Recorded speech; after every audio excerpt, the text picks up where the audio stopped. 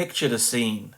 You're working at the head office of Chinese Communist Party state media, China Daily. You've been tasked with trying to pull a new propaganda video out of your ass, but you're short on ideas because you seriously lack any creativity. I mean, after all, isn't that why you're working for the propaganda department of the Chinese Communist Party? Creativity and innovation aren't exactly your strong points. You don't have a single idea, and just when you think all is lost, your phone rings. And on the other end of the line is one of the old bastards in the upper echelon of the CCP. He instructs you to produce some propaganda for one of the most mind-numbingly boring and at the same time nefarious Chinese government initiatives ever conceived. It's Xi Jinping's darling Belt and Road Initiative. How the f*** are you supposed to make this crap interesting? Maybe make it hip with the kids and turn it into some kind of video game or some shit? Nah, we've tried that before with other propaganda, and we severely lack the technology to make realistic or cool looking CGI. I mean, that shit costs money, and the $1 billion budget we got from the CCP is being used to grease the palms of corrupt officials. So what else have we got? How about a board game? You serious? Yes, I'm serious. China Daily thought it would be cool to make a Belt and Road board game called Bridging Borders and Beyond. I assume the Beyond part refers to the environmental damage, worker exploitation, and the debt trap diplomacy that China has been accused of since this thing started a decade ago. We'll get into that a bit more later on, but first, let's take a gander at China Daily's most ridiculous propaganda I've ever had the pleasure of laying my eyes on. It's time for Bridging Borders and Beyond. Before we look at the actual game, I just want to remind everybody that I'm not just making fun of some YouTubers who decided to make a fun, innocent little video. This is Chinese Communist Party propaganda in the English language designed to make you think that this evil, despotic government isn't so bad after all. Anyway, with that said, let's see what this board game is all about. So the aim of the game with the most lame is to roll the dice and make your way around this pathetic looking excuse for a board. Just look at that design. Did a 5-year-old make this?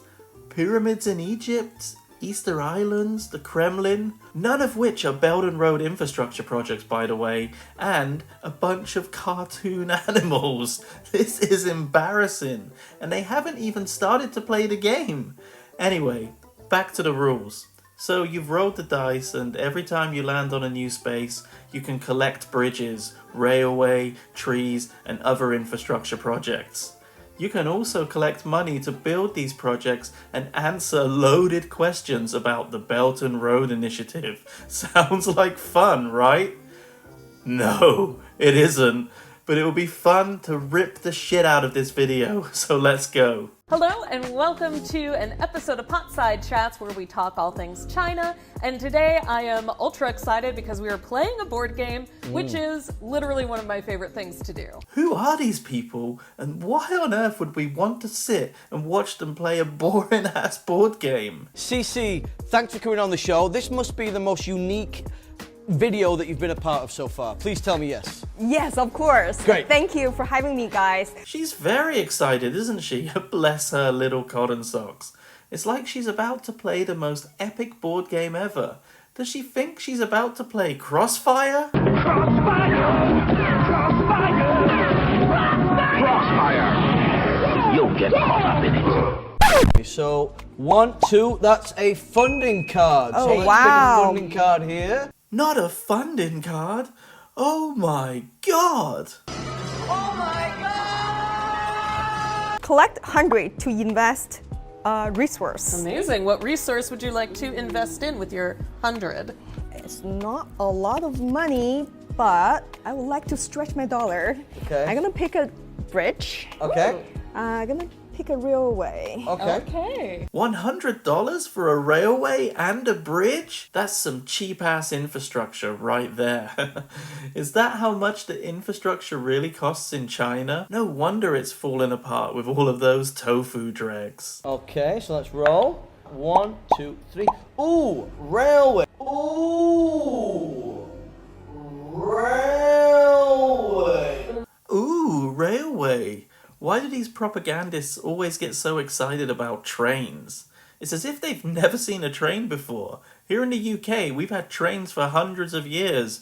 Nothing to get excited about. 1, 2. This actually reminds me of the Jakarta-Bandung high-speed railway, which went into operation recently, and that is 142 kilometers of rail that connects the two cities.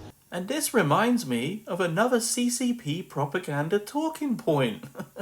Man, this game is just pathetic. When I think of BRI bridges, I think of the Prljasak Bridge in Croatia, which connects the mainland to the peninsula.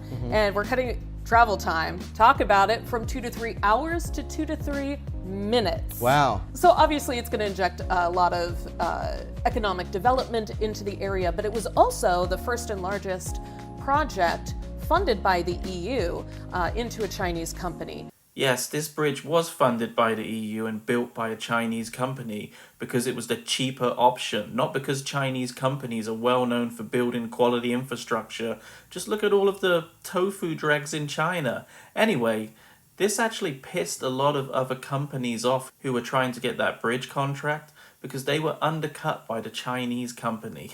Just typical, right? Trivia card. Hey, da-da-da. Address the BRI debt trap or pay 200. A lot of people, critics, say the investment China make trying to trap the country because they are not able to pay back. The projects may not be successful, but often they ignored the economic externality. Okay, you can build the roads and the tolls you collect may not justify for the investment, right? It's not profitable initially. It connects people together, it connects the region, it creates development, and ultimately increase tax revenue for the government so they can be self-sustainable economically. More collaboration and just benefit for everyone. Okay, you answered the question. That was a good answer. I'm glad that went to the financial expert. Yeah, indeed. Ah, okay then. That sounds great. Thanks for answering. No, seriously, the wonderful Chinese government really cares about these other countries and definitely wouldn't do anything nefarious, would they? Yeah, right. Her CCP scripted answer is pathetic, and the reaction of these two hosts, wow, even more pathetic. Oh, but she's an expert, so her answer must be right. I don't think so. You would be a complete idiot to believe that the Chinese government, a corrupt, human rights abusing, freedom stifling, evil government, is lending this money just for the benefit of everyone. Seriously, give me a break. There is far more to the Belt and Road Initiative than just economics.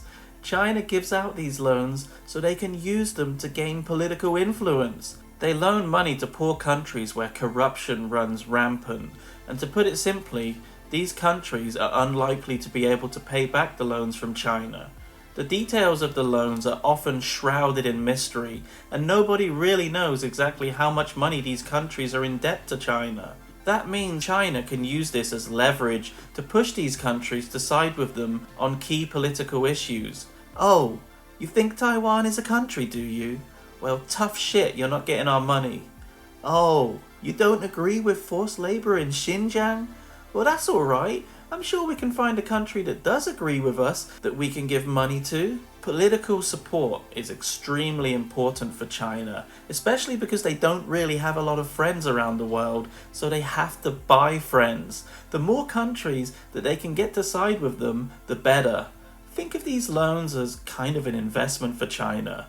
I did actually read somewhere that in these loan contracts, action can be taken by China if a borrower acts contrary to the interests of the PRC.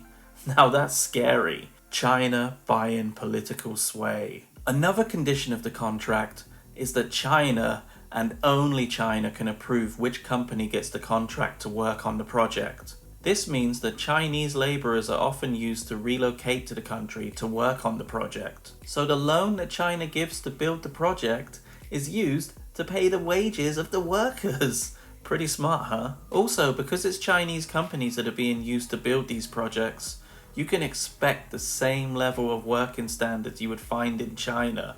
Long hours, low pay, horrible living conditions, substandard health and safety practices, no workers' rights, and the list goes on and on and on. And finally, let's say a country can't pay back the generous loan. And let's say that said country is in a strategic location in the world and that the infrastructure project was a port where you could possibly build a navy base. I wonder why China would want a naval base in Sri Lanka or even a military base in Pakistan. Yep, debt trap diplomacy is real. And yes, China will definitely use this to their advantage. Anyway, enough of this serious stuff. Let's get back to the crappy board game, shall we? Ooh, I'll take a road. Nothing specific comes to mind, but roads are really the lifeline of any country, the internal mechanism in which people connect and things happen. So, for example, through the BRI, China has built 6,000 kilometers of road in Africa. Wow. It's a great benefit. I love it how he said he didn't have anything specific in mind, and then all of a sudden, he pulls out this road fact out of nowhere. They're really trying hard to make us believe that this is a perfectly natural conversation. Like we all just sit around playing boring-ass political board games and having a chat with our friends and filming it, right? What do they have for us next week? Xi Jinping's Fort Book, the board game? Ports, BRI ports, I'm thinking Gwadar Port in Pakistan. Okay. It is part of the China-Pakistan Economic Corridor. Oh, I think they probably want to invest in that port so they can take advantage of a broke, corrupt country and build a naval base there. Sounds about right to me.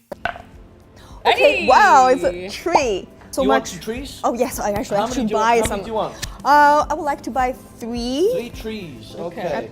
Oh, trees. How much do you want to bet that they're going to start talking about China's amazing green energy initiatives? And And what does that activate?